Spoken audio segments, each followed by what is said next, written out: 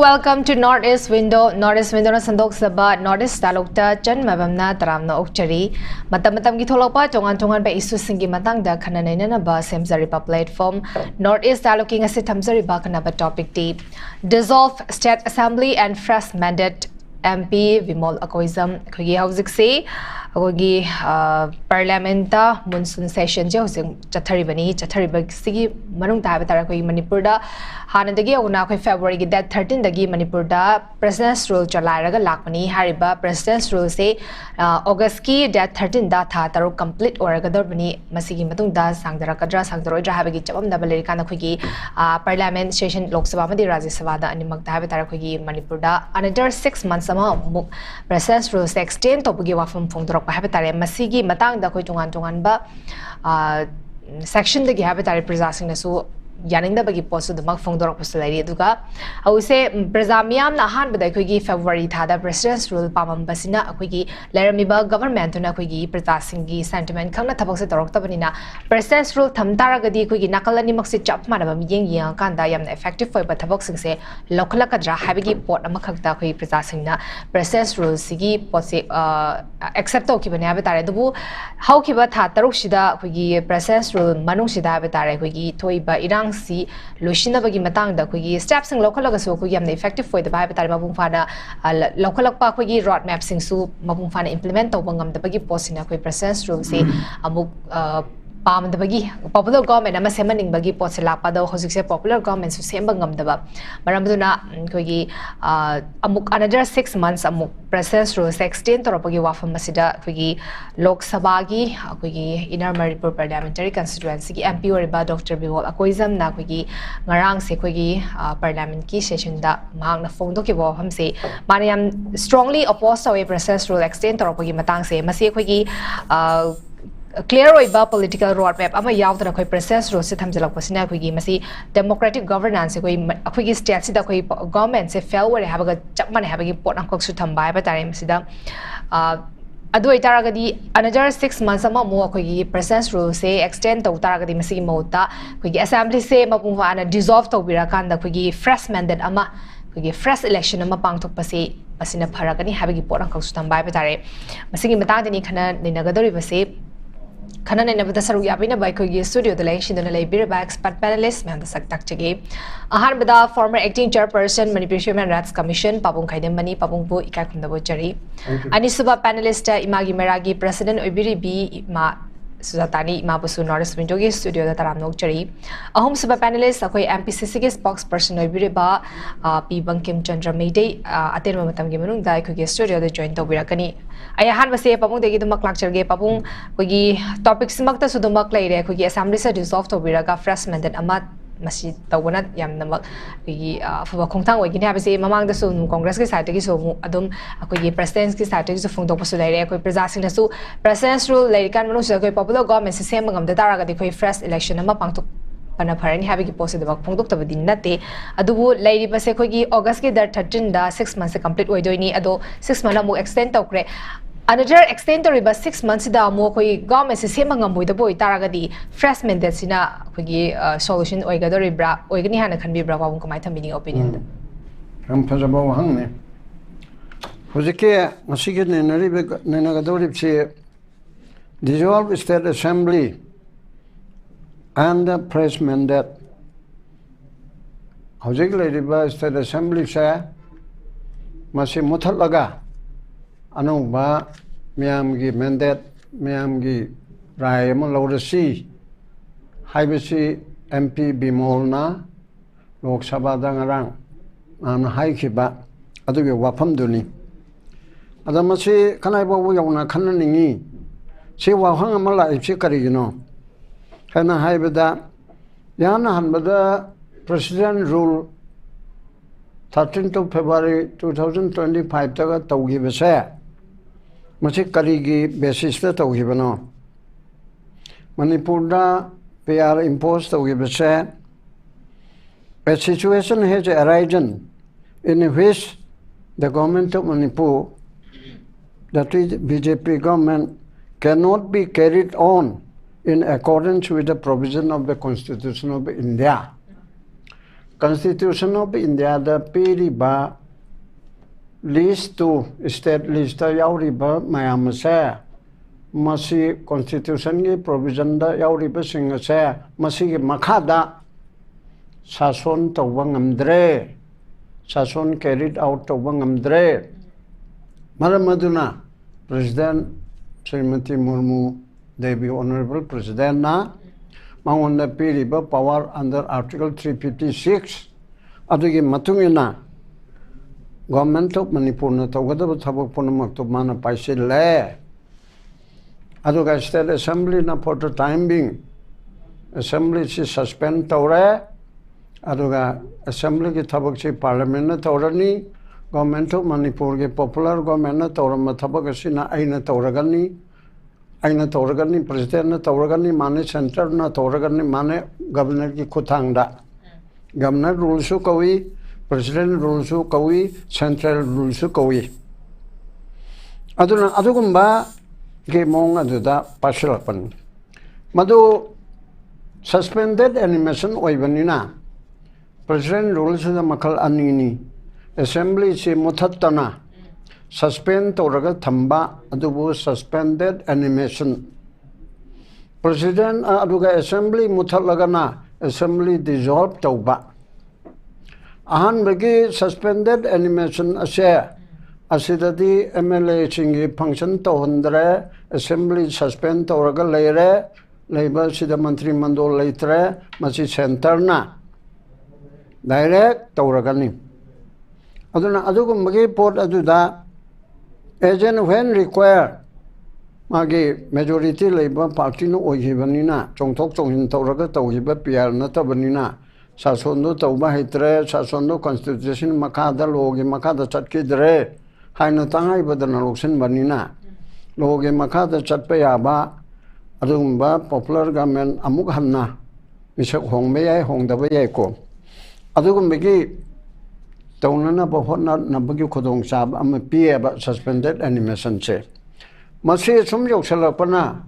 February tarawum doi degi tawbusana laiba tarawum doi August ki ajida tha taruk mapung phareba. Mana tha ni bawudi tawwe tha ni phadringai manungda parliament na approve tawgadam ni madu tawgre April da adudagi de madugi chatharakpa aduna auji August tarawum doi da tha taruk si phare. Aduji makata na mu leiba yadabanina tha taruk hek chuba 13 August tagi di 2025 asidagi di makata na tha taruk amaga sangdok na bigi shakti piriyaba. Adugi piri batuda makata na sangdora kaduripse koinu ubada President rule karamba passporto suspended animation du oina sangdok kaduriyaba. Haibadi February bhawbako Matangi 2026 ki masi bhauki manungsida 13 August 25 tigina February tarawum doi 26 bhauki manungda moina semninga gana BJP ki high command na natraga center na sarkar semagi haina khalaga August tarawum doi digi matung noma kontara pada yai nini chanmada yai September October any jaga amada yai tawbada di 13 February 2026 yaudringaida semogodamnaba adugi podadu leibatuda bimona pukhalibana parliament da kanarimna madugi suspended animation ju hana ngamge dadana suspended animation tawre adu ngamra yengbada hoji tha taruk farakadisi ngamdre adu makata na suspended animation na mu matamang gada chorupudi dissolve tawro President rule dissolve tawro dissolve tu tawraga amne gida dissolve tawre hairaga di tha taruk hek chubada fresh election tawdaini adu sarkar na bu tawgede tha taruk sudra so dissolve tawre aduga anobi election tawrani hairaga fresh mandate lawraga amuk BJP na kagera Congress na kagera regional na kagera mayamge apamado Hanaki Bhatana Piraka the Bobot Kalidi Oyeni Aduda Karakpa majority Aduna Contra the Hen Maduna majority party or party khara tinaraga parties adugi majority gi lusing baduna leader oina chimich oina tawraga tawrasi haibana ba adur budi hawjike lairiba asida mayamna unaribsi ahandagi type president rule si suspended animation da amuk makha tana tha taruk leibadudi koina praja moina tha taruk te mla singdu kanju kan daba tolob chat tha magil pa lagani makha du moi humpu da piba adudagi MLA amane assembly da pamdana mayam ge opinion ga potoktana warep lawdana khotana bill pass to yam ge question chu leitaraba adu sarupudi fresh election tawrasi fresh election tawbachida BJP na bhabata uyana khanderagana noi kajaro mayamna pamdragana atopama tawro adudagi BJP su Congress su pamdraga regional party ama tawro huiba majority taba aduna sasun tawraga prajage asengba popular government popular mandate adu oiba chummeaba aduna tragadi president rule sida makala mategi president unda suspended animation tobubu oiro dissolution tobubu oiro ai khoigi lamgi self rule isana isabu manipuri singna manipur ge rajniti dolna manipur ge prajana thagat pamihutna isana isabu ngaksa ba responsible self government adu leitarbanina mitopna mane mitop hadbudi aponte center na representative singya ayaba logodabna taba khanna ningai chu leitarba center na ningak pado adu de lammi du chalalo chalan ganu kairaga pangto toba dudi prajagi democracy dadi yamna mong ta da pot am oyaba aduna hoje ma president rule tobusida hanagi popular government na fail ware karigamanta tawbangamdre hairabanina president rule na di iron hand toraga kara torakani na ekoi bo president rule na hana prepare tawaba ai chai now na chief minister oidana maru mapang oidana ekoi tan thikna ba yaba orambado maduna center gi yakayenga tawraga moi masagi oina self rule tawbangamjadarbanina adu orbodi president rule ne hana phai haibana ba president rule do akoina phai na khalama president rule de mu oidre ba pomon ona ba potama mamang de president rule che ani makhalami tawbada phatte mache hingsa ya tamane na hairami hojikti hingsa ya tamadu oiba yara roiba president rule do internet ke joknina ha se baina mi phabada adu tawe photo namaga tum thagana rakadornina khadde khatang di phane na khalubana ba adu tawdre ba tawdebi khodam de karikano amani harga free movement national highway da free movement to hongane na march ni panda governor na loktoe home minister na tawdana tawre na phelo are buffer zone se ase lokthok pangamdre adum hingdana lere buffer zone haiba ma loda leibanate constitutional leibanate adigi judicial probe tawgani lamba commission gi inquiry retired justice akoge Guwahati high court ke hanagi chief justice oramba justice lamba analusingba retired IAS mane IPS mane moi ohum na punba commission of inquiry 1952 gi makada tawre haraga union home ministry na linkatpa central government na asina kanana horakpano karino na term of reference mayam du tawraga thatur ke manung dal uselu haiden tha taruk tona sei ani hoje phauba hoi affidavit khara khonggi lising tara manga kungma kuki gi maitai gi natraga animaki sumba mayama aruga mu ma laudre yude sel propsa asisu hoje phauda di leitre ba tawramgani manungda adugi poldu phangba ngamdre ba adudagi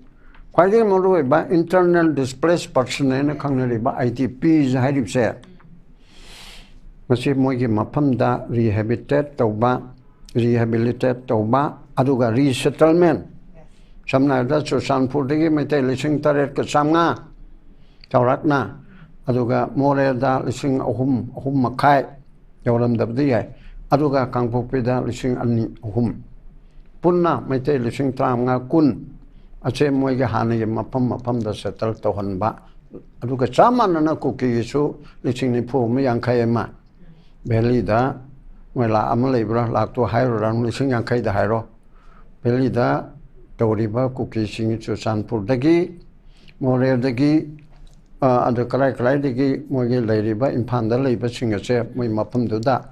hongdana leiri ba sing che mapan da liching tara chakran khalo lemo ri ba liching ni phu ro ma se masi chu aseng ba kuki han original do hanjil halo adugi pot ado IDP de mo shi aure mete chaure pulap ni ko koi na ka nam te hai ya de adu mai na toro hai be se da machi leng ba ngam dre promise da to dana april june july shwai da khala tawrani aroi be da december da tawrani to ri do ka mai to do na hai be se ko ni u bo phang de chamna harab da policy am sema bra IDP sin che mayumda halana bagi da makta kari policy am tawre expert committee am semaga economic ki political ki socio ki leiba akhang ai mayam gi oiba committee am semaga adugi military gi adum security ki advisor team am semdana Chochanpur da mitai leching tar ke changma chakar mai tahan bayani security si mi khuding ma security pi ba yadam ni na madu kar mai security arrangement tawgani more da kangphok pi da wai kuki sing na chu bheli da taw da kar mai security pi ni mi pung khuding ma ke security pi ding amoy adu de security policy da kari tawgani economic policy da kari tawgani yum sabe ki settlement tawgi adu budi pesa per ni kolen haire ko sida kari tawgani haibe sida han ge mapam da hanjin na bagi da mukta government ge kari policy tawri bage ba adu natana hai to pa yade government na adum hanjil na ba kan honari haibe si democracy da di yade ba democracy da mi em si ba ya ba mi em to ba ya ba adu investigation da yam na do hajok pa ya ba ya da ba ko gi official secretary ek ki manung da leiba confidential leiba khare tu natana public policy da miyam karamai na hanagi original process ta hanga da ke si policy ma legadam na ba adu ki policy committee se ma bra adu sigum ba mayam se ama petau de ba ko si da adu na ni aina ibungo congress ki jo ti chang aina congress ta ga so aina he sao na criticism pirip se saka china tawri ba karim tawda ba karim leng dra ba achi bo ora ba lei ba sida noi na ngang dri ba sat dri ba lau dri ba hogal dri ba kari no hairim na ba tawbudi mo hogat pangam da le ba manipur ke situation da congress ke marmu pa man ha ba agoi gi di manung da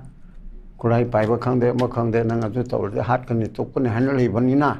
bengal da di leite te de leite ko bengal da di mamta banerjee opposition oramona sorok maya da hip pane khot pane law ne miyam chigal oi to ma do ina congress na CPI na natraga lep na to honinge ba maroi na congress na ate de assembly ka dam ni na adu ge do sarkar na kalim to de sarkar se congress na to honinge ba ching to moi manga na ki do ung da ge habi ai mum manga do nangi praja leiri matro party ki mandal ki mayam leiri matro no mandal sing am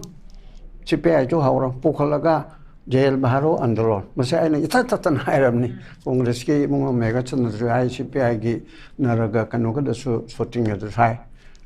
kon gi jail baharo andalon somda ko tawdi manipur da di political movement to khot proje hojiki situation chini yara roi ai de civil society na passion bi adudegi kolai paiba manungi mapan gi tawsina authority sagi besina opposition ju tawbu ngamde ba ada aina amutang haige opposition che ruling na sason paige damni sason paibe diga asoiba angamba ahen mase break pam opposition na tawgadamni ai ko gi di india gi oina opposition do ge mo opposition tawina Narendra Modi na Amit Shah na mana pahalgam gi soigi ba adugi da sini ne chengdo kadra ga noi Pakistan ga gogoi gorop to Pakistan da mai matu to Pakistan gi eje ni Rahul Gandhi ji Pakistan gi misang ni som da tong le re na asida ne no opposition sommal le na hai se kal ni mate gi mo hoi do onchil la ga to ba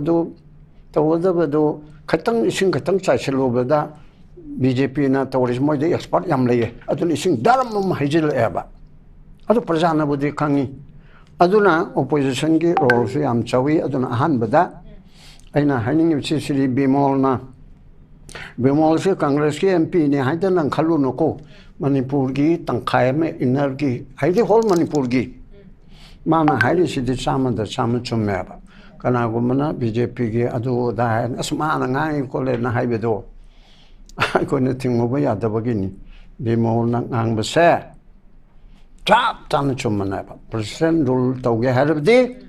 resolution toro fresh election tawse no ngamaga karo salton na mon toro namdraga akaba meeting the piro congress the piro nadraga regional the piro aina haibane ba aduna ngasi topic sida akoge hojila ka do sida suspended animation di oiraga banina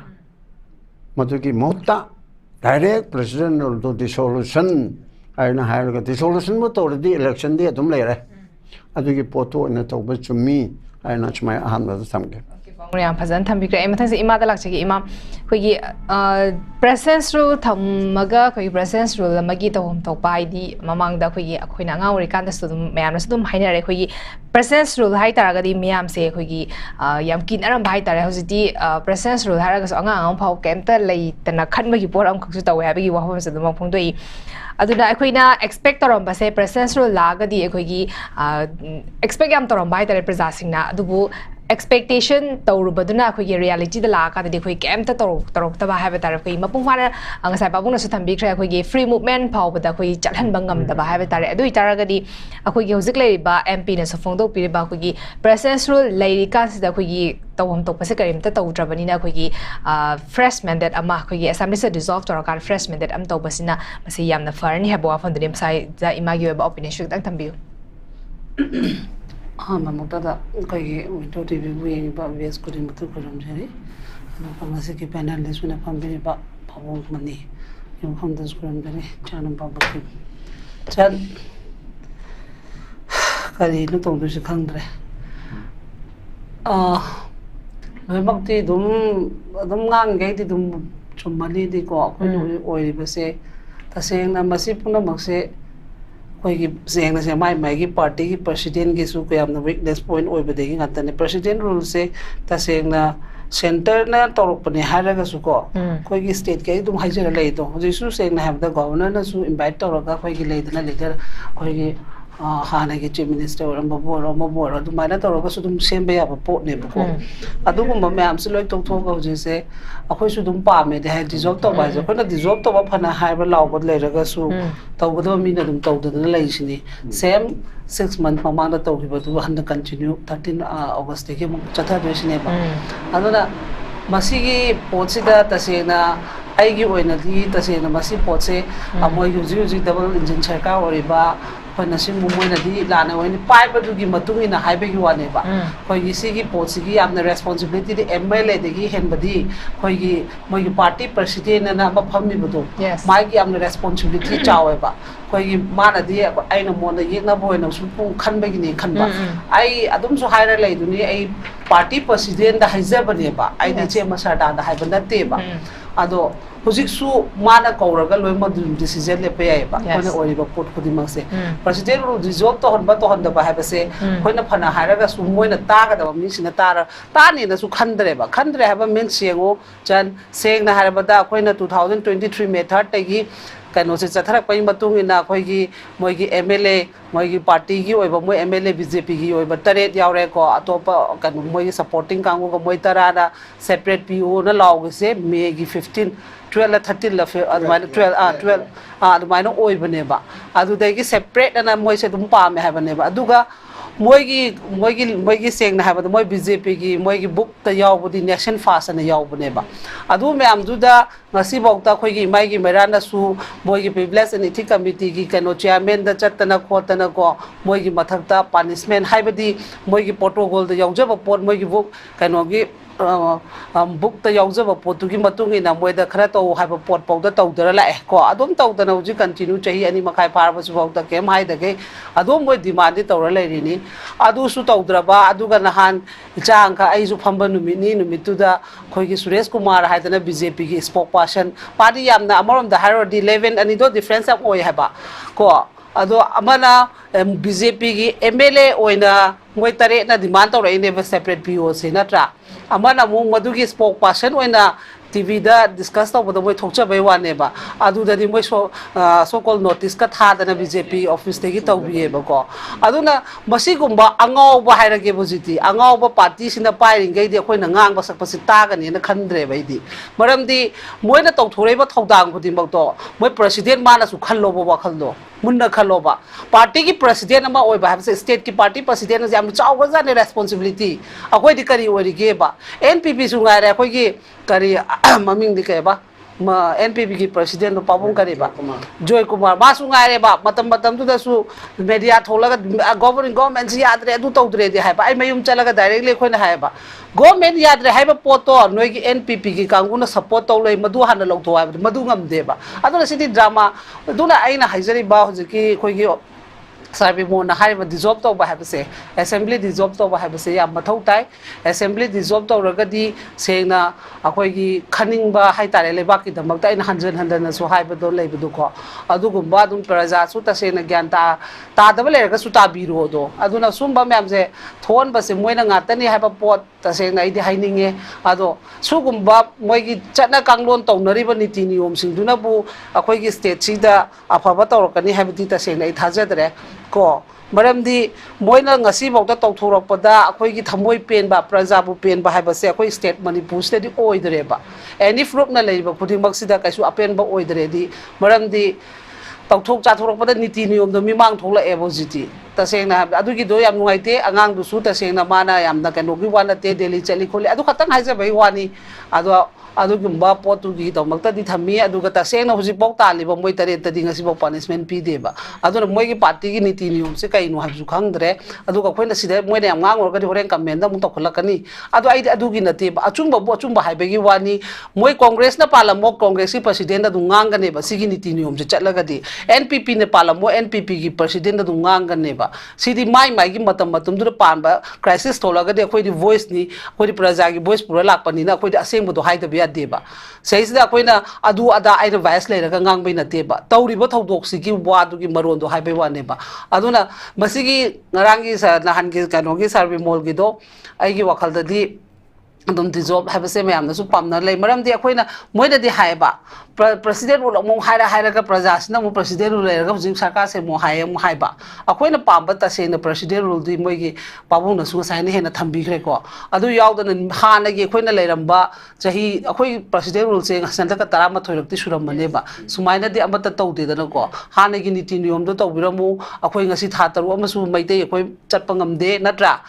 adu oiram tara ga di na ha na du gum do dum pai bi ai hoi eviction tong na adu gi we ani do equivalent da thabak to bi ba mathau tai ba aduna masum ba taw da ba adu da maram boira ga masi kana da bu hairu do no khangdre du ni ta ga da mi sing se upai le roi khoi se kai do no ha ba se praja khoina khana banatana masigi law khong na ju je aina party ki office tang chat ke ba ko numini ni humni amu ko chen da ne malang ne ba kaure na mu taw ne ba na mu taw hidra ado amu akhoi na mu indhar le si simaira sum taw ga dilai ba kamai ngak to no ba akhoi bu kan bi ni har akhoi na haira sum ngang ni har di khoi na haira ga ka tang drama gi ta chong jan na de kan de ba ado na ai di semba sarda su seng na party ma oi be gi party gi leader president oi be matik cha de ma han resign to ga lei bhan bana phai ba maram di ma na mai gi kan no myam su ngang kan no ngam dra ga ke do no ma hu ji loi ko be ai na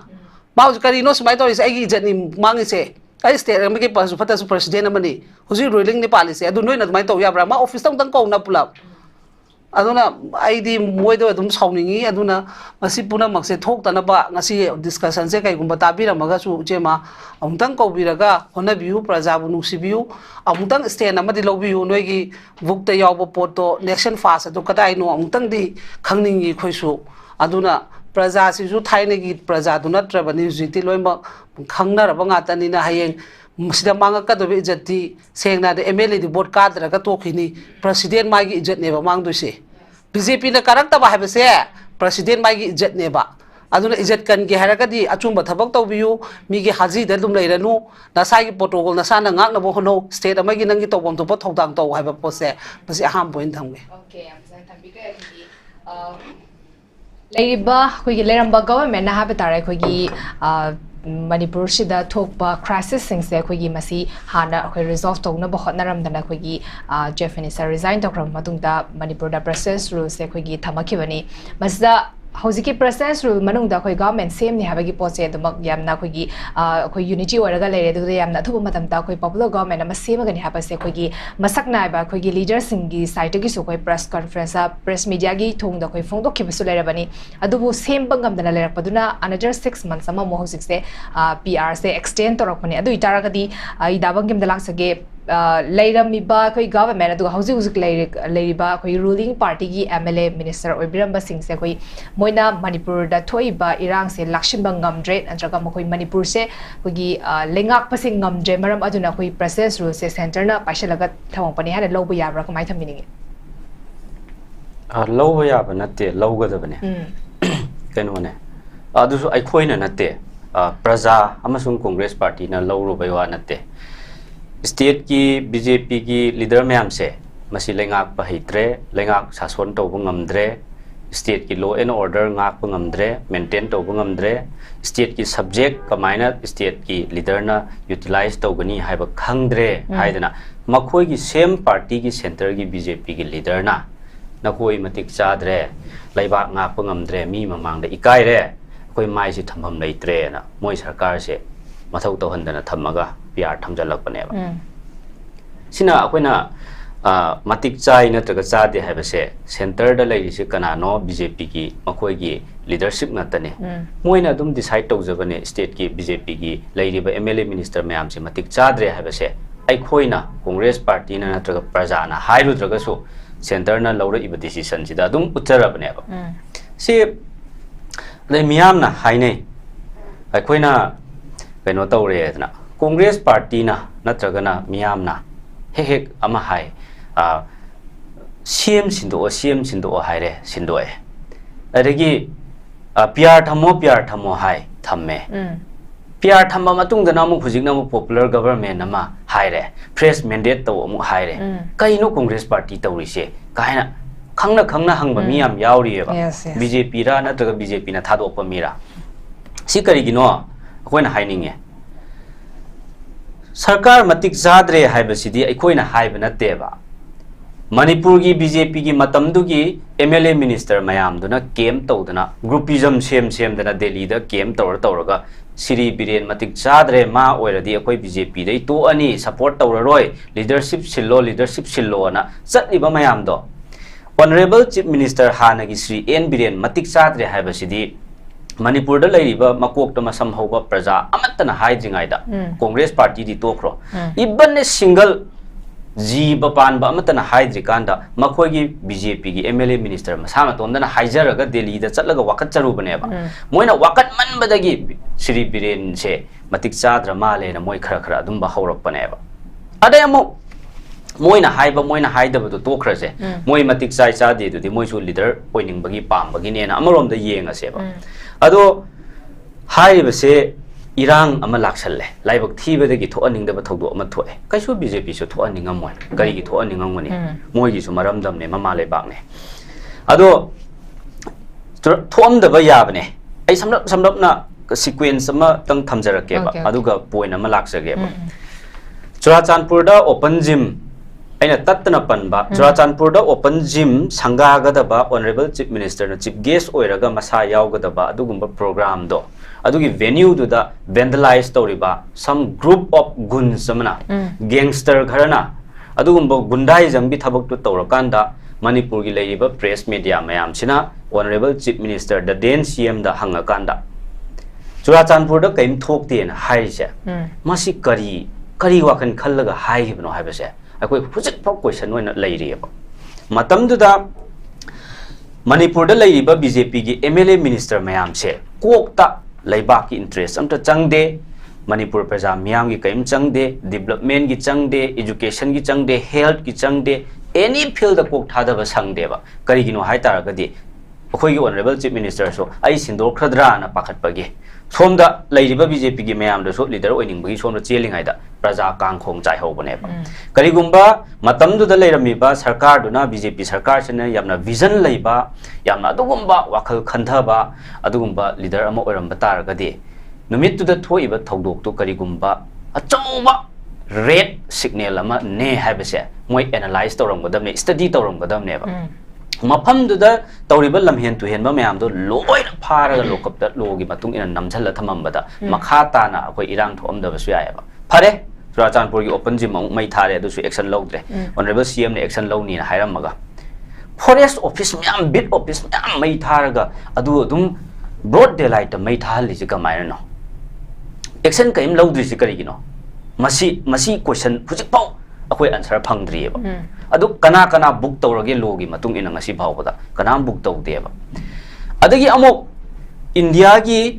second citizen of the country honourable vice president ना मणिपुर दा लाकपदा करिगी असुक मरु ओइरबा नुमित अमदा मणिपुर गुम्बा इरांग याम थोकनबा अखोयगी कइनो तौगनबा लेबाक सिदैदा मोइन हाइबने अदुसु अखोइन हाइबना तेको असिदा कइदौबगी अदुम चावख्रबा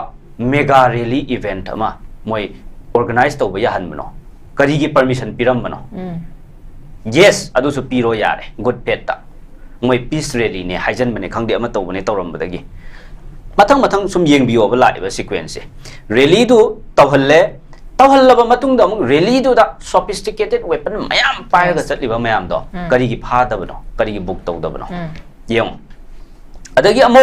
मफम दुगी SPDC करिगी question तौदबनो action लौदबनो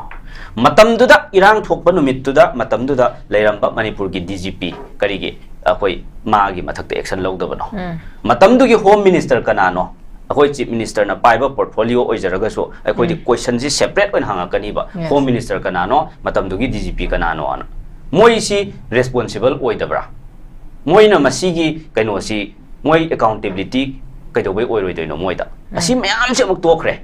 सी तोखरा मतुंगदा अमुक इरांग थोए हेक थोकपगा नुंगानबगा कॉन्स्टिट्यूशन ना पिजरिबा लेबाक अमगी हेड मणिपुर की चीफ मिनिस्टर निंगथौ अमदा फंगम थोकपा मागी पॉलिटिकल राइट कॉन्स्टिट्यूशनल राइट्स मागी हक मयाम दो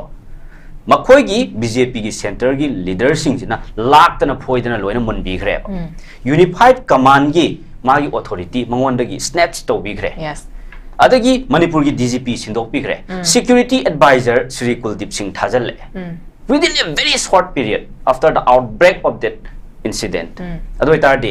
si pre plan la question am layeba adu su pre plan oiramasu phare oiramdrasu phare si wahang oina sum lairi haibne ni thamjari se adu si mayam si la amatung da mu khara leiraga honorable supreme court ki chief justice na constitutional completely break down oire manipur da law and order completely collapse oire fail oire haibneba adun takpadi manipur da akoi state subject oire law and order se matam dugi bjp sarkar na akoi ngak sen bangamdre mioi bagi lanthum property mioi bagi punsi ngak pa sen bangamdre haibneba asi punamak si khangna misi mina maraktu da president rule thamdana adum kankhatlaga amuk parliament house ta Shri Amit Shah home minister na Shri N Biren ji khwaidagi full cooperation piba khwaidagi haiba inba adugumba manipur gi leader amane aduna masidaida ma sindokpagi wafam leite na haigimne khwaidagi matik chaba khwaidagi high inba akoi day and night pau phaunari cooperation adum pinari akoi nam phajana yengsalli haibane ba somda so amok Shri N Biren na BJP gi luching basina kari haigi BJP sarkar na kari haigi ngahak laitana center na akoi da e pau tattana akoi phawbiri monitor center na 24/7 monitor tower lai wanangai leite haigibane ba adoi tadi Iran su control tauba ngamdre leader su matik chai hairi adu kandana amuk misi mina gi peak timing ne adu gi timing du da president rule su thamde kuira matung da amuk hayeng assembly ne na haiba du da hayeng assembly session pham dore har kan du da makoi mai thiba nang dore ikai phiru khum dore har kan da kari gi makoi amuk hatu ada sida special flight akoi charter tawraga akoi Shri N Biren kausan graga sambit patra ga punna thokminaraga governor gi manakta thinjal laga forcefully CM dagi resign to halli no tawgi hadi mamang da torom da kari gi no adai president rule su mamang da thamam da kari gi no si mayam se si kari gi no adagi amuk hanagi home minister na akoi Shri Amit Shah na kari hai gi external aggression mapalamgi illegal immigrants ki influx na maram oiraga thoanba irang adugumba makhal ama oire manipur gi crisis si na masamak na thamgi baneba record ta leiba ngataneba adagi amuk manipur gi hanagi honorable governor Anisya Uike na kari hai akoi gi more da program ama chatpada intelligence report ki matung inna akoi mapalam gi khut yaure means external aggression oire hai baneba external aggression leire hai dana union home minister masana so hairaba governor na so hairaba bhauda madubu national threat amane haina lawdana communal class ne nam ko na mu artha laiba masigi BJP sarkar se masi yengo praja yam si kadai bhauba makhoi na sanage ko ngawhan ge hai se makadang olaga thammaneba BJP se khwaidagi ai phajadabadi khangdeda ado ai haininge khwaidagi oidaba ngangba machin thiba haleng balaitana machin thiba oidaba ngangba namthak toba mayamna punjalaga semba political party neba oidaba ngangba du su nganga sanune phare amarom da yara seba guts layoba mathona layoba center da face toba ngamoba aigi si matam yari ba bina mani ado asigi matang sida akoina hujik thammi basisu PR ne haise most ineffective president rule neba khwaidagi ineffective oiba khwaidagi transparency leitaba adum accountability akoi lowba ngamdaba adum president rule neba democracy chatpa leibak amada president rule thamba haibase Constitution na piriba federal structure gi provisions mayam sibu ikai khunadaba akoi dum khongaw na baneba constitution khongaw na baneba akoi constitutional expert pudi natte law gi expert akoi senior advocate yawbiri akoi na khangjaba ujaba dune akoi na thamjari se adu haiba mayam se magi constitution da yawriba federal spirit adagi magi democracy gi phajaraba wahan thok mayam se adu itself to manghal baneba president rule thamba haise adu bu situation na yada dana thambane haira gan de dai akoi yahalla seba point amada mo adu hairiba president rule se akoi tha taruk se mahau tangeba tangaba matung da mu masi ke yamna effective oige se akoi hujik adu gi changes phangdra baneba adu oiba taragadi popular government ama leiram baduna su leibak ngak pangamdraba magic number leina ahan bagi tamdana akoi masing suiga sude haina BJP na taugi baneba BJP gi first term da mathang da di akoi second term da di akoi solid absolute majority PO Manipur ji sana leba olhan gi hai gi badoneba adi prajana mandate si clear mandate ama piraga moi absolute majority piraga BJP na hai humaga palak baneba Manipur se ado da bhau moi tauba ngamdra baneba hairiba mayam se moina mathau na leitaba center da akoi guts leina thengna bangamdaba Manipur gi crisis issue mayam se presentation tauba ngamdaba neba si punamak si tawraba matung da president rule thamme na khitang sapharadra na khallu bane president rule haibase pabung ima akoi aina thamjaning base akoi na tajabada halaman singna tapi tambi bada akoi na sum thengna jarakpada PR panba matam se development su yam thui hayaba ek to uthairaga lambi sorok si thugairaga lamhen tuhen ba yade hayaba lambi sorok si pungnang langi hayaba kakching nungching phajarami ba mayam si matamam da president rule tawrambagi adugi matam da semdokhibane hayaba aduna thabak changhoro PR lai kanda siki tingaroi da bane lambi thong chawkhat bana kham thenga badamne ade corruption lai roi da bane na tawriba lan loisan bagi irang loisan bagi khakta nate ba PR da koina tawriba asa se in different aspects of our life koina asa thamjaru bane ba lambi su semtre development su zero oire adagi irang loisan na ba so na de kariguma changes amta u phangde at least free movement si bawdi le hello tra si baw ngamde ba adoi tardi PR sidagi so koina asa tawdoi si karino popular government amana su karigumba asa amta pibidraba tungi manglan uhandraba ngawhallaga thamaba Manipur praja miyam si PR na su miyam si ngawhallaga thamaba karigumba amta tawdraba changes amta uba phangdraba adoi tardi leiri basi kanadre praja sidi dum waraga leibadi yadabanina akoi che awon ba pame election pamo bagi power shakti yamna pamo bagi na te Congress party na amasung ojabi mon na hairi se akoi leibak miyam ji sum wahal laga thamdoi sarupudi leibak si bu lit torga chatpa ngamgada ba adugumba party amana public ki mandate pira kanda leibak sasona ma tawhallasunu Manipur praja miyam ji wahal le mathau tawraroi da ba mathau tawba ngamda ba maming tagi oina leiba mathau na yaw da ba MLA mayam se akoi gi dummy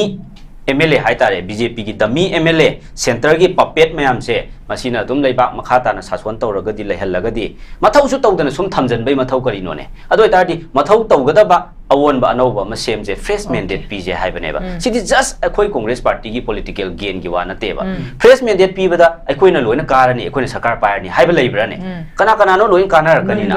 अखोइसु लोइना पोहोबो याई लोइना कागिबा याई खंगदेबा अखोइ प्रजाना पीजगदबनेबा mandate सिदि अदुगी mandate पीजे हाइबदा याम साउरिबा अदगी यामना पाखतलिसिना करिगिनोबा BJP ना अर्थ लान लान हल्लगा मियामदा मिपाइबा policy करिगिनोबा अदुना लोइसनजरकपदा Congress ना ओजा बिमोलना कोई fresh mandate अमा दरकार ओइरे लेरिबसे कोई assembly से मणिपुर की असेंबली से डिसॉल्व तौरो हाइसे मसिमुक चुम्बा खोंथांग मसिमुक अचुम्बा अखोई की डिमांड लेत्रब्रा हाइदना इ स्माइन थमजगे ओके अमसन थमिक्रा अखोई फ्रेश मैंडेट हारक पसिदा अखोई लेरिबा अखोई रिप्रेजेंटेटिव सिंग्सना हाबतारे तौगदौरिबा मथौसिंगसे पांथोकपा ngamक्तबा अखोई गवर्नमेंट अमा सेमबगी मतंगदुसु अखोई यूनिटी औरगा लेरिदि हारकाना अखोई ना पांबसी लीडर से ओहनिंगे हाबगी गवर्नर द क्लेम तवा वाव ngamदबा मसिना अखोई प्रजासिंगनासु फ्रेश मैंडेट की वाफम अदगी अखोई एमपी ना पुथोरइबा फ्रेश मैंडेट की वाफम से मसिनासु ओइगनी हाबगी वाफम दुसु लै अनिशुबा अरोइबा राउंड ए पाबुंदगी लाक्चगे पाबुं अखोई स्टेट सिदा अखोई मतिक चारबा हाइबे तारे मतिक चारबा लीडर लेना अखोई ब्यूरोक्रेट ऑफिसर सिंगसिना अखोई लेबाक आगा कोई 6 months से लेराबनी अदो अखोगी लमदम से दाहाय बतारे अखोगी प्रजा सिंह से नुशी बा प्रजा सिंह सेंटिमेंट खंगना थबक से तोरक्तबना मरम ओरकांदा प्रजा सिंह ने सो अखोगी फ्रेश मैंडेट फ्रेश इलेक्शन की वाफम से पुखलकपनी अखोगी अनदर 6 months अमा मो एक्सटेंड तोरकपजे अखोगी जनवरी दा अखोगी 6 months अमु कंप्लीट ओइगदोइनी अदो अखोगी 2027 दा अमु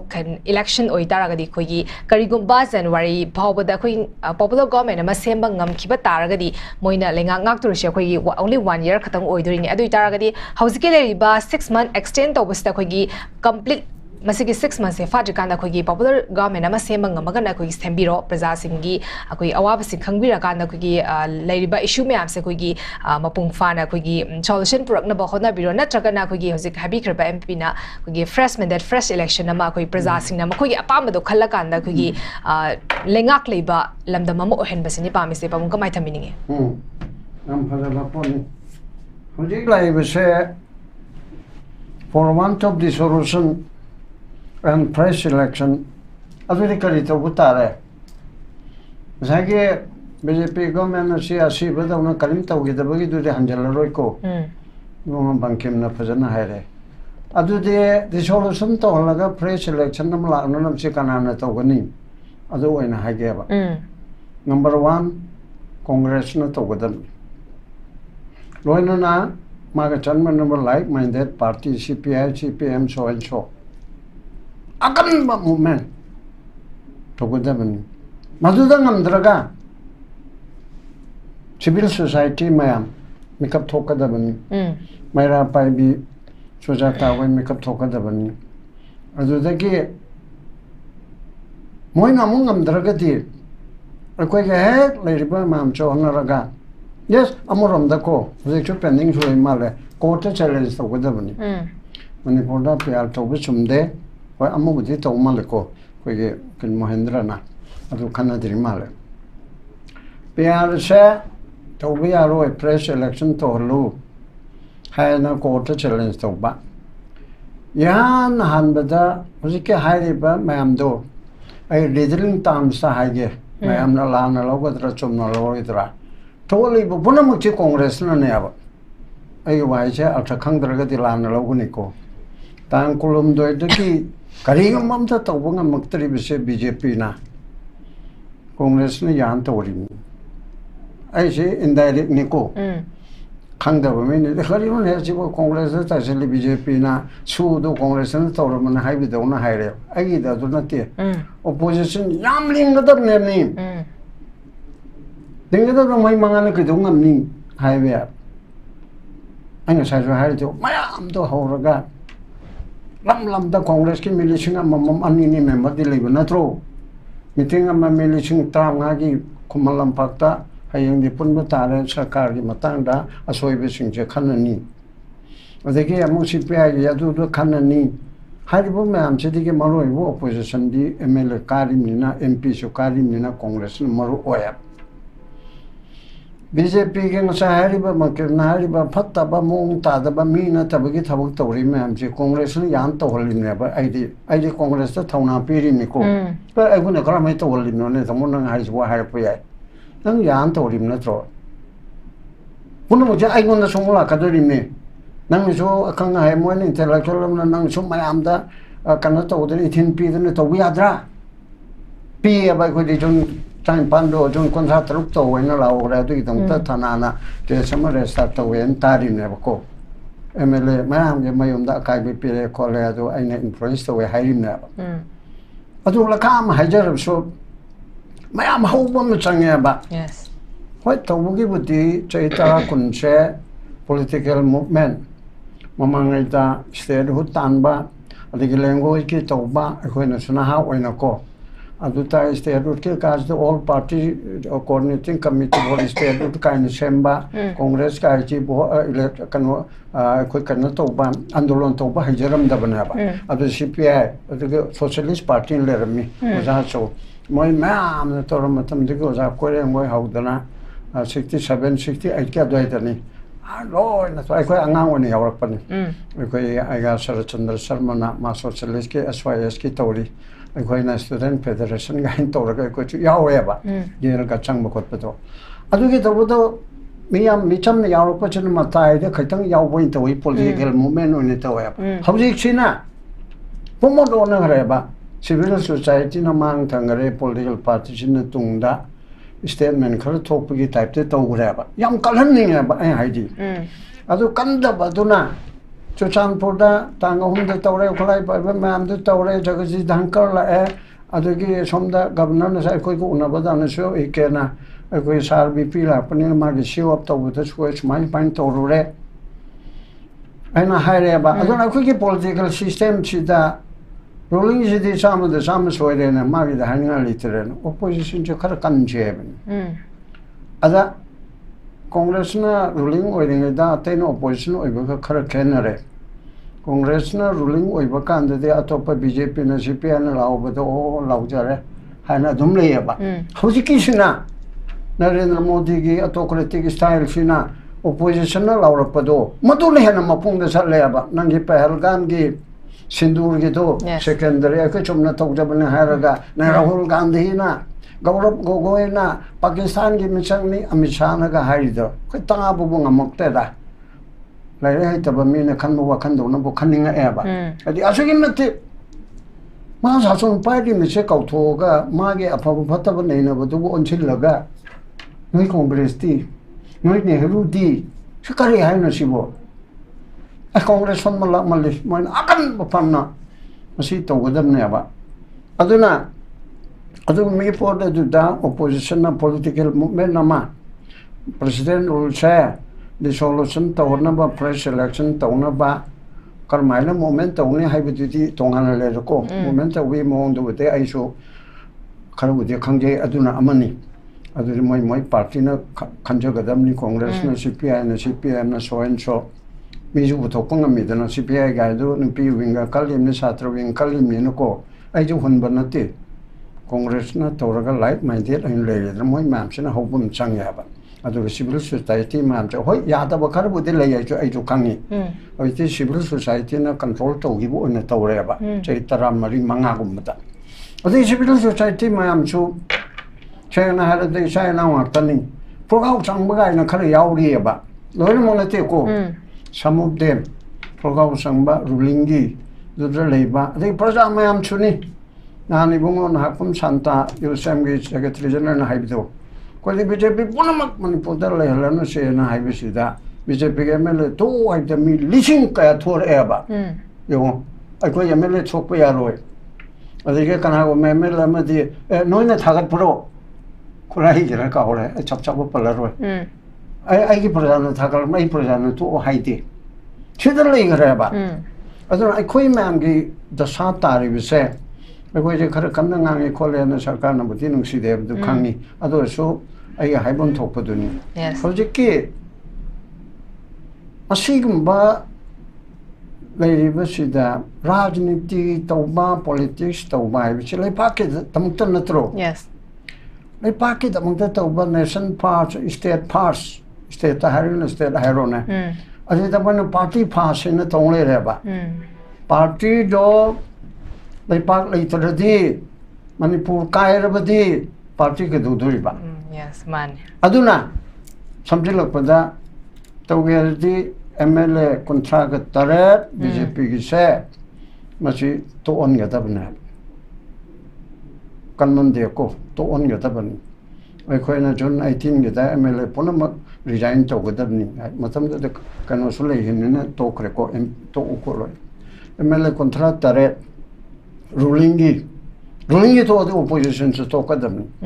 ꯑꯩꯗꯤ ꯑꯃꯕꯨ ꯁꯖꯦꯁ ꯇꯧꯅꯤꯡꯉꯤꯅꯤꯅꯦ ꯀꯣꯡꯒ꯭ꯔꯦꯁꯇ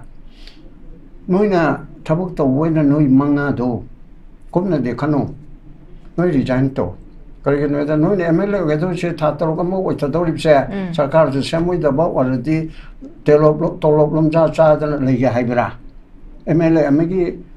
ꯑꯃꯅ ꯂꯥꯎꯔꯤꯕꯅꯦ ꯀꯅꯥꯝꯇꯅꯁꯨ ꯍꯥꯏꯔꯔꯣꯏ ꯑꯗꯨ ꯑꯣꯏꯔꯗꯤ BJPꯒ ꯃꯥꯟꯅꯔꯨꯔꯅꯨ ꯅꯣꯏ ꯃꯉꯥꯗꯤ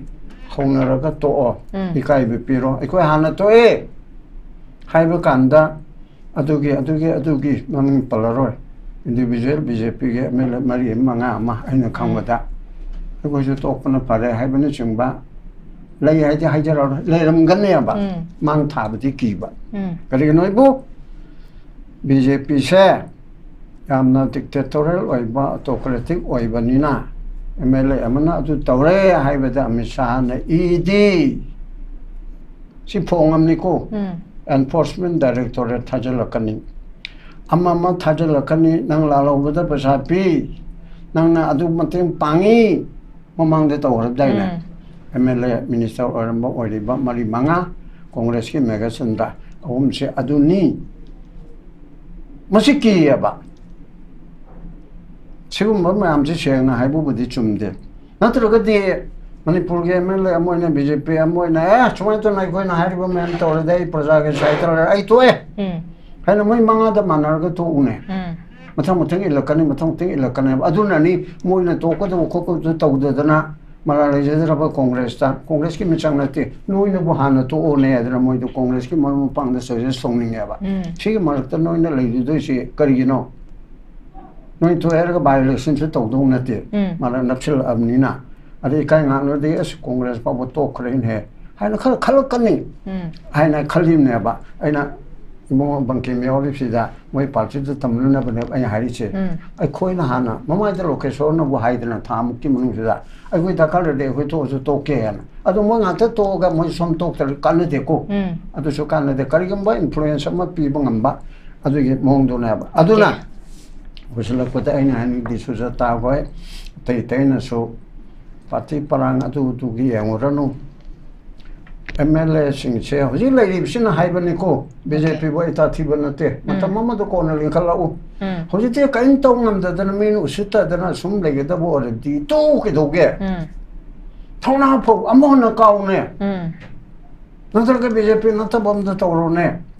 हाइबा पोटसे तौ याइबा अदुना करिगम्बा फ्रेश इलेक्शन तौहनगे हाइरबदि MLA खरा हेक्टोपा 1/3 हेक्टोपा अबे यारगना BJP के लेरिसे पुलाप तोपा फ्रेश इलेक्शन दि चामा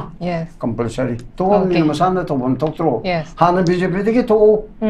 याद्रगे अमु MLA दिगे तो MLA दु हाना तो गनो ममन यामना करोड़ संगा लापनिना BJP दिगे तो पुदि ngamiदना BJP दिगे तो ए ना हारगा डिस्क्वालिफाई तो गदर तो रोइदरा तांथु ए हायरनी अदु तांथुदी अखोगी अननेटेस ओइन लेजगनी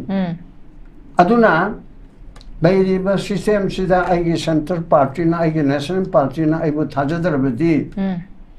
आई खमै तो लेदो मते मनाम द बाबा आइगी नो पाना आइबु अदुना थाजदरदी आई चले अमा पान चले अदुगी फिउंदुदा तवनिंगेबा अदो आई हारि पुनमक्से गुड फेट हाइबनी कनाबु अममगी वानते आइसे खरा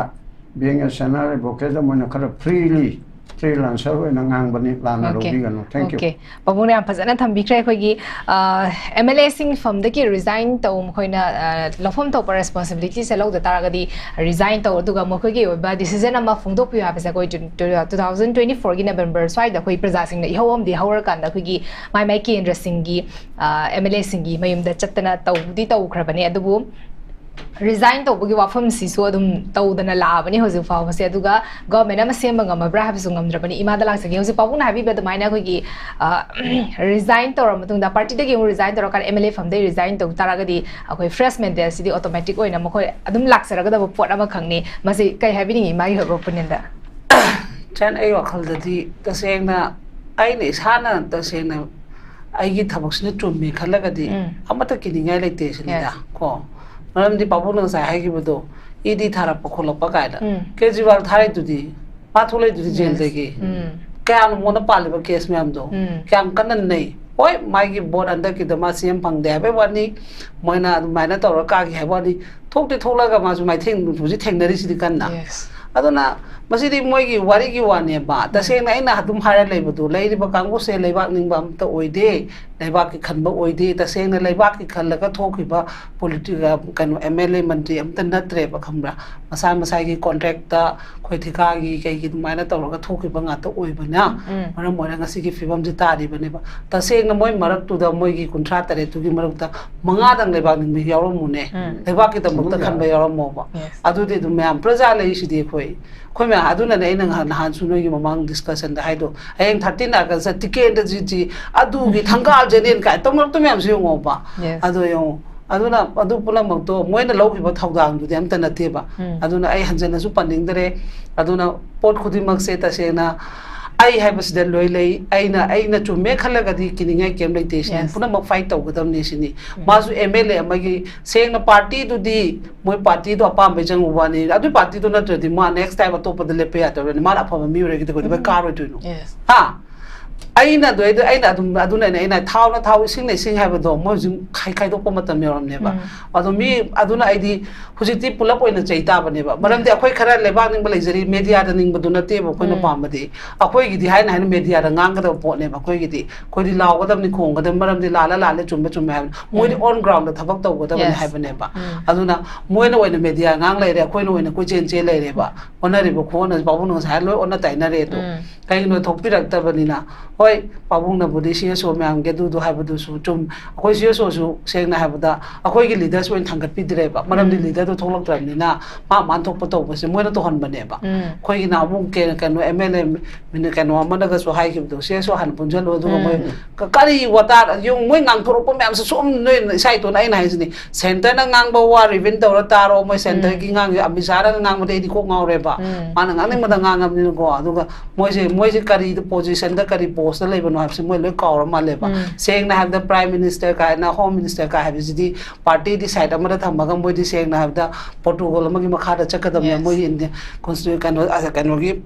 bare samvidan gi makha da follow to godam dam ta tomna drabne ba pai chawna ba modi sarkar ka hai india ga sarkar ka hai na dre uji kai no BJP sarkar hai dre modi sarkar ado is dana mu state na na ngale ram do bire sarkar ka to mi thuni na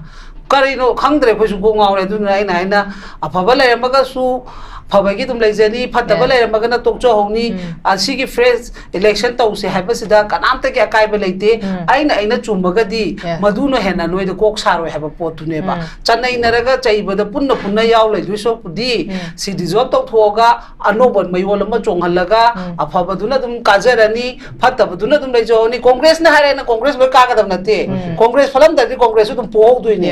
NPP su pohdoi ni loi pohdoi ni maramdi madugi khutto prajad ne bale ise aduna kem kiningai oide ai duna thaba achumba tawragadi masidi challenge oina tawra si ka hagdam nan ese masada ga do debate taw si ka yam tawgi bane adu karai jangram nu khangdre ba ai debate tawningi bne ba ite tasena apoi ga su yaw yara ga tem tang yaw jai gi sine ba moi BJP Congress na ta praja ga sung tang taw chas sine ba maramdi ngangiba potugi tawriba thabakto adu hana yengoba aina ngangthokharka aina kai no tawgadagi akhoi di nganga su akhoi na tawdabdi maram de di leader na tiba ai di aina sarkar se pa ai am ta pahalo ne ai party president o hello ba matam gara sujata na sindu BJP ki party president je ai thengai na ge ba ha kari da bege dunga moi duino amdu sindu piyo ba yonda kari party have level ai nang sa hai dung asi thaba ma taw matam da khoi equivalent da haibadi level se mana na lemina gadam ne ba center na kari no state na kari no ha party ore ga chama na level da lemina ban thok tro akhoi na than na kano sajik chaba mi ro moi na yam jare akhoi na phau jare haibagi ta la ba taw noi pot se adu ya de ba jare di puk thane di puk plap thamina dro khoi se armana hingmi na gadam ne ba na ta moi na nganga akhoi na sum taw ni di kai di ki ai pawa fudo kadam ne ba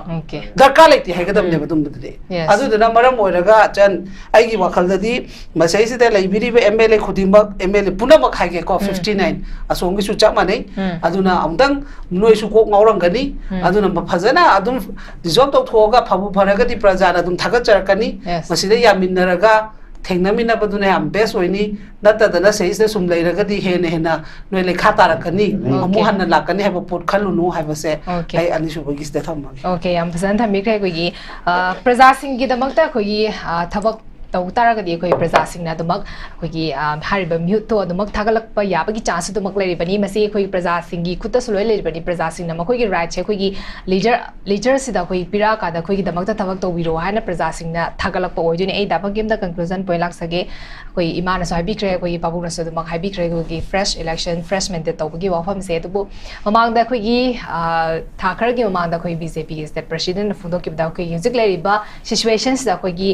fresh mandate fresh election to bagi matang na te koi gi hana leriba manipur gi leriba koi problem sing se hana solve to na bo na ga dabni habi gi pot ram ka sulei masi koi gi party gi na priority se koi gi manipur gi crisis hana resolve to na bo na basin habi wafam stham gra bani du thangri bo wafam da koi gi crisis se koi resolve to na bo hona ra bra habi di praja sing na u badi phang da ba maram aduna koi gi fresh mandate gi wafam se lakpo oi godor bani masi koi gi another 6 month amu extend to credible fresh mandate or natraga na popular government na masi semak pang makani hana thaza bi bra da bang kim kamai thamini lo shilakpada adum tawsanabagi president rule haiba tare fake PR hoi mak haiba nungai tra so yamna mabuk phaba president rule se masi sum khara tham gi do male aduga election yam pam ba se moina pamaga BJP na pamaga congress ta he injan leba ball ji congress ta langjal leba karino problem am kanna thokna ringai timing do da Sri N Biren na matam kui na uradraba matung da nongma thora aga wafam am phongdo khibane mathang de khoina sit ni phu ka ga bot ka ni na nati irang sigi matang da su wa ngang de lairiba prevailing situation present condition ji gi matang da su ngang de moi party gi oiba status asi tauri ekhoina center da sumaina takchanari ekoi sigi process ta lai haidra miam da paudam bra hai sunate kuina mang uraga nongma thora aga mathang gi election da di ekhoina sit ni phu ka ni hana tawra isi vote chi moina ne ba hauri je congress na natte ba ekoi gi sidi vote nong gi natte da ai kenom ta haijage ba fresh mandate ama darkar lai haibati lairiba mi BJP gi elected member nen lairi myam se maming da gi oina lai bani na karim ta tawdra bani na thabak tawroi hardi tawrano pothagra sanoba permanently let them rest forever ado hujik keno tawhan se ba thabak tawning ba sing khara thoalla se ba kanano haibado scrutiny to thok se ba jalon nik thok se ba adu da lem ho ba lai ho ba khar du lai ja hor sano ba adu da lithagi ba makai do lithagra sano ba kanano karino khang de XYZ oining ba oisano oining ba party mi oisano ba adu hairi ba myam se laibak ki interest ne laibak ki welfare gi damak ta khallaga ne haiba se laibak praja miyam na su khangang mani adu bu bharam chalhan na ba hotna riba sidai da confusion chalhan na ba hotna ba moi bi propaganda da expert oi ba team ghar lai ba BJP gi moina sana bali lang ta ne ba se congress na hujik ta vote ki fresh mandate ki matang da fresh election gi matang da puthora isi bu chana ribra ne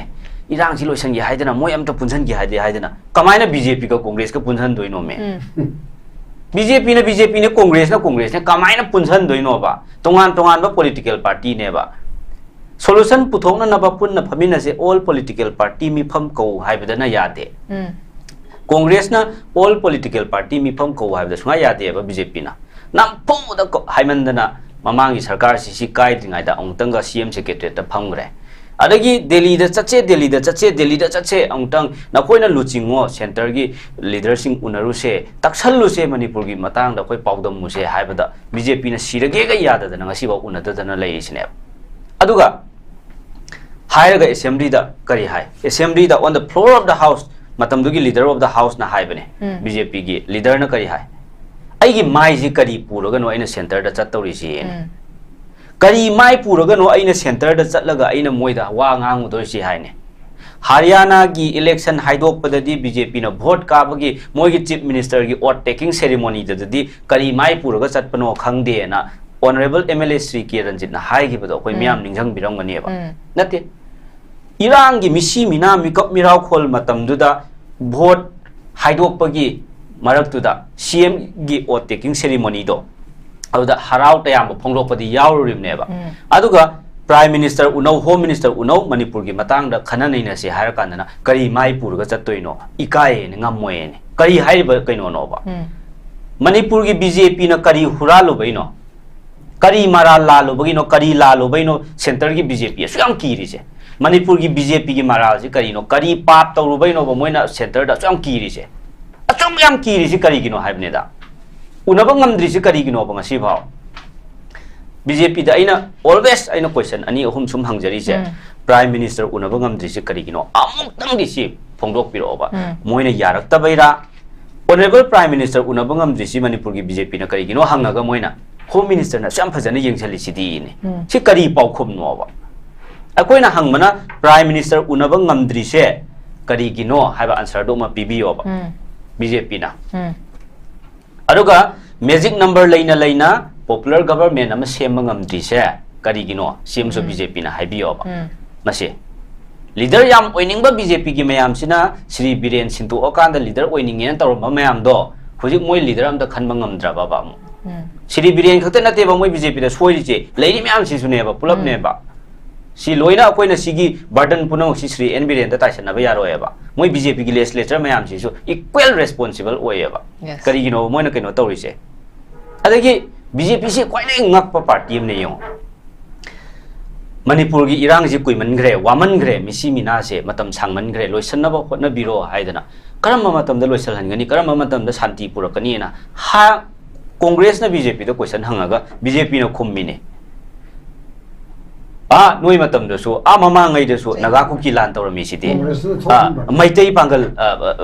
lan tawra mi siti hatok na mi siti haine nate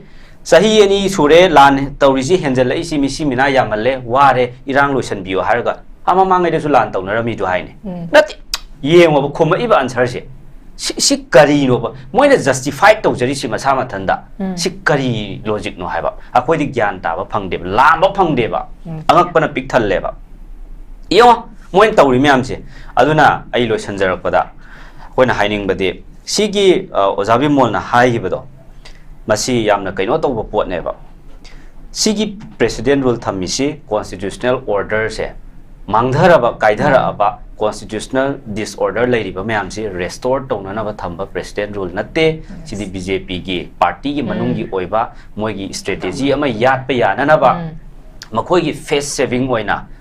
toana sathaba moigi hidden policy game plan ama ne ba aduga last ta in haining badi example ama pira loisan jage okay aikoina BJP da yam nungai jadaba se BJP da oina nungai jadaba nate Manipuri macha ama oina aikoina makoi ju Manipur macha ne na BJP oijara so Manipur macha ta ne akoi party mana jade haiwa ne akoi kaisu sumaina phanang ngnar so lambi thenga ba harau ro kangnani awab am tare habda loina mating pangna doina tro adu si yamna nungsi ba amarom dati akoi iraicha irai baksi da iramdam si da poga saw min na ba ngakta ba adu BJP gi leader da asum yamna usit thawoi da ba moibo tathi tawoi na tawbi ba asuk hanthana treatment tawbi ba se masi akoi nungai ti haibane ba center gi BJP na Manipur gi BJP da tumitin kang to han basina maram or kanda Manipur praja so tumitin kang dong na tawhalle ba adu aina pizage khali example si sine yam thagat ningbagi akoi gi leader oire haidana haiba wa na chade kaino se akoi gi Congress na palingai matamda akoi gi honorable Sri Okram Ibobi naga laugi ba role se akoi siguma matamda ningjang ba khara phabra na khalle ꯀꯔꯤꯒꯤꯅꯣ ꯍꯥꯏꯇꯥꯔꯒꯗꯤ ꯁꯦꯟꯇꯔꯅ ꯐꯝ ꯂꯧꯊꯣꯛꯑꯅꯤ CM ꯑꯣꯏꯕ ꯌꯥꯔꯔꯣꯏ ꯍꯥꯏꯔ ꯐꯥꯎꯗ ꯅꯪ ꯑꯗꯨ ꯇꯧꯔꯒꯗꯤ ꯅꯪ ꯁꯤ ꯇꯧꯕ ꯌꯥꯔꯔꯣꯏ ꯍꯥꯏꯔ ꯐꯥꯎꯕꯗ ꯃꯍꯥꯛꯅ ꯁ꯭ꯇꯦꯠꯀꯤ ꯏꯟꯇꯔꯦꯁꯀꯤ ꯌꯦꯡꯉꯒ ꯃꯇꯝꯗꯨꯒꯤ ꯀꯣꯡꯒ꯭ꯔꯦꯁꯀꯤ ꯑꯩꯈꯣꯏ ꯄꯥꯔꯇꯤꯁꯤꯅ ꯁ꯭ꯔꯤ ꯑꯣꯀ꯭ꯔꯝ ꯏꯕꯣꯕꯤꯅ ꯃꯇꯝꯗꯨꯒꯤ ꯀꯣꯡꯒ꯭ꯔꯦꯁ ꯒꯕꯔꯟꯃꯦꯟ ꯍꯥꯏꯇꯥꯔꯦ ꯀꯂꯦꯛꯇꯤꯚꯂꯤ ꯑꯦꯁ ꯑꯦ ꯍꯣꯜ ꯑꯗꯨꯗ ꯑꯩꯈꯣꯏ ꯂꯧꯈꯤꯕ ꯔꯣꯜ ꯃꯌꯥꯝꯁꯦ ꯉꯁꯤ ꯏꯃꯥ ꯂꯩꯕꯥꯛ ꯃꯅꯤꯄꯨꯔꯒꯤ ꯍꯧꯔꯛꯐꯝ ꯃꯩꯇꯩꯒꯤ ꯁꯦꯡꯂꯕ ꯂꯥꯏꯐꯝꯂꯦꯟ ꯒꯥꯏꯅ ꯇꯧꯔꯤꯕ ꯃꯌꯥꯝꯁꯤꯒꯤ ꯀꯪꯂꯥꯁꯤꯕꯨ ꯀꯅꯥꯅ ꯄꯤꯔꯝꯕꯅꯣ ꯆꯍꯤ ꯆꯥ ꯀꯌꯥꯗꯒꯤ ꯄꯥꯕꯨꯡ ꯈꯪꯕꯤꯔꯝꯒꯅꯤ ꯁꯤ ꯀꯌꯥ ꯃꯤꯌꯥꯟ ꯂꯥꯟꯃꯤ ꯃꯌꯥꯝꯗꯨꯅ ꯄꯥꯏꯁꯜꯂꯒ ꯑꯣꯀꯨꯄꯥꯏ ꯇꯧꯔꯒ ꯊꯝꯃꯝꯃꯕ ꯇꯧꯔꯒ ꯇꯧꯔꯝꯕꯗꯣ ꯌꯥꯗꯗꯅ ꯂꯥꯛꯄꯗꯣ ꯀꯣꯡꯒ꯭ꯔꯦꯁ ꯁꯔꯀꯥꯔꯒꯤ ꯃꯇꯝꯗ ꯏꯃꯥ ꯃꯌꯥꯝ ꯑꯃꯒ ꯇꯧꯔꯦ ꯍꯥꯏꯔꯀꯥꯟꯗ ꯃꯈꯣꯏꯅ ꯇꯧꯔꯒ ꯀꯣꯡꯒ꯭ꯔꯦꯁꯀꯤꯁꯨ ꯃꯣꯏꯒꯤ ꯋꯤꯜ ꯑꯃ ꯁꯦꯟꯇꯔꯅ ꯐꯅ ꯉꯥꯡꯉꯁꯨ ꯌꯥꯔꯣꯏꯅ ꯇꯧꯔꯒ ꯇꯧꯕꯗꯒꯤ ꯃꯇꯝꯗꯨꯒꯤ ꯗꯣꯛꯇꯔ ꯃꯟꯃꯣꯍꯟ ꯁꯤꯡ ꯑꯣꯅꯔꯦꯕꯜ ꯄ꯭ꯔꯥꯏꯝ ꯃꯤꯅꯤꯁꯇꯔꯅ ꯁ꯭ꯔꯤ ꯑꯣꯀ꯭ꯔꯝ ꯏꯕꯣꯕꯤꯅ ꯃꯅꯤꯄꯨꯔꯒꯤ ꯆꯤꯞ ꯃꯤꯅꯤꯁꯇꯔ ꯑꯣꯏꯔꯤꯉꯩꯗ ꯀꯪꯂꯥꯒꯤ ꯁꯣ ꯁꯤꯟꯅꯗꯅ ꯄꯤꯔꯝꯃꯤꯕꯅꯦꯕ ꯑꯗꯨꯗꯩ ꯅꯠꯇ꯭ꯔꯕ ꯉꯁꯤ ꯃꯌꯥꯝꯅ ꯆꯪꯉꯒ ꯀꯣꯏꯕ ꯐꯪꯖꯔꯤꯕ ꯂꯥꯏ ꯈꯣꯏꯔꯝꯕ ꯆꯪꯕ ꯐꯪꯖꯔꯤꯁꯦ सुमायना खर गट्स लेगदमनेबा मतमदुदगी होम मिनिस्ट्रीदगी पी चिदंबरमना थारखिबा इन्फॉर्मेशन दिमापुरदा यौरानी दिमापुर मथंग सेनापति कांगपोपी लाकनी अदै मथंग उखुल चटकनी ना रूट पिरक्तना मिगी टूर प्रोग्राम पिराबनेबा कांग्रेसना पालिङै मतमदा द श्री ओक्रम इबोबिना सिदा चीफ मिनिस्टर ओय मतमदा अदु मिसक्तो मथौना मतिक मगुन लेरबा मिसक्तो अखोय यारोय सिदी स्टेट की सब्जेक्ट लॉ एंड ऑर्डर दा याम कायरकनी नोइना फना हायरसो अखोय याबो ngomoi changhallakpa yaroy na thingri duneba tek ta tawrokanda सिगुमा मयाम अम लैबा आर्म फोर्सेस स्पेशल पावर एक लौथोक कनो नेशनलिस्ट ओइबा नाकुंबा लीडर ट्रू नेशनलिस्ट अमना पार्टी अमगे असुक चावबा दायित्व पुरीबा नाहक अमना अदुगुंबा थबकदो तौबा हौनदे हाइबा हौनदे ना श्री ओक्रम इबोबिदा हाइबनेबा मतमदुगी यूपीए गवर्नमेंट तुना अदु भावबदा सेगमेंट तरेतगी अखोय सी लौथो इसिनेबा आर्म फोर्सेस स्पेशल पावर एक लौथोखरी दुनेबा सुमाइना खरा अखोय सि सेंटर दा matang matam chana state ki yengaga khara awai khum tawna bangamba khara guts ut bangamba khara face to bangamba asigumba wangang bangamba se moina hairi gai chatpana taba asigumba leader darkar oi haijabane da okay aduna akoi congress party na amasung congress ki mp na fresh mandate darkar oi leiriba sibaga chap manaraba asigumba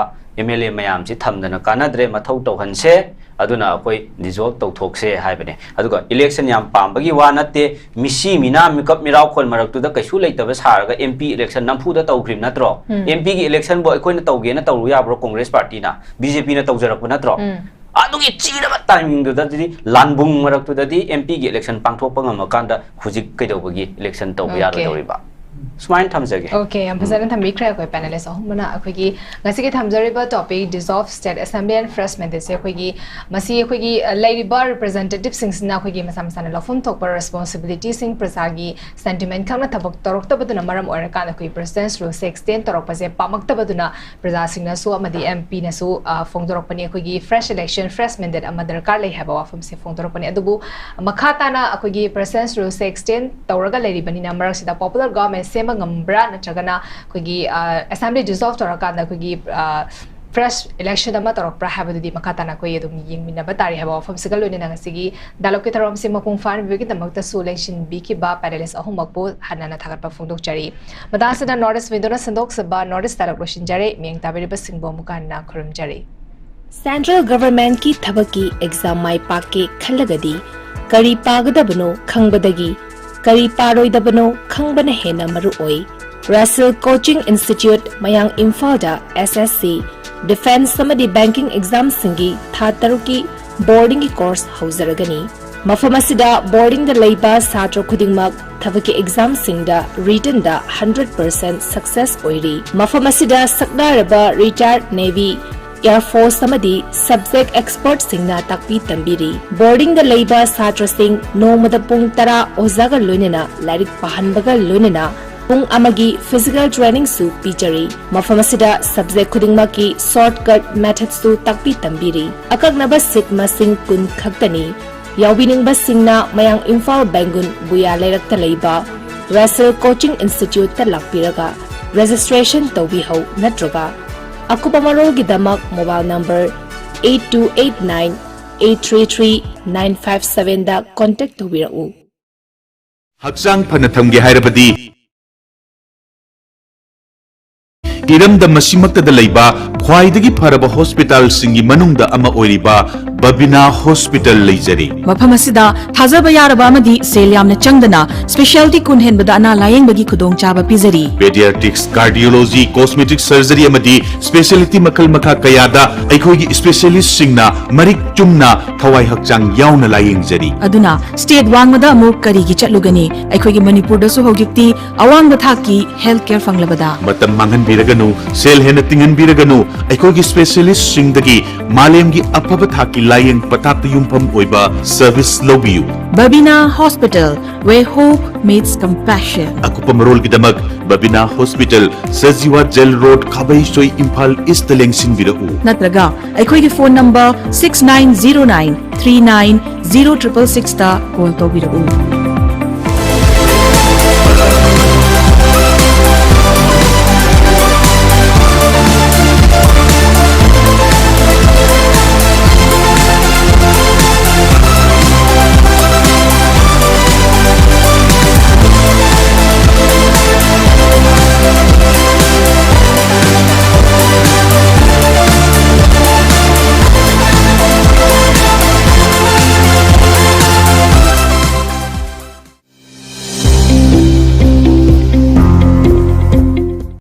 Welcome to Uttaranchal University.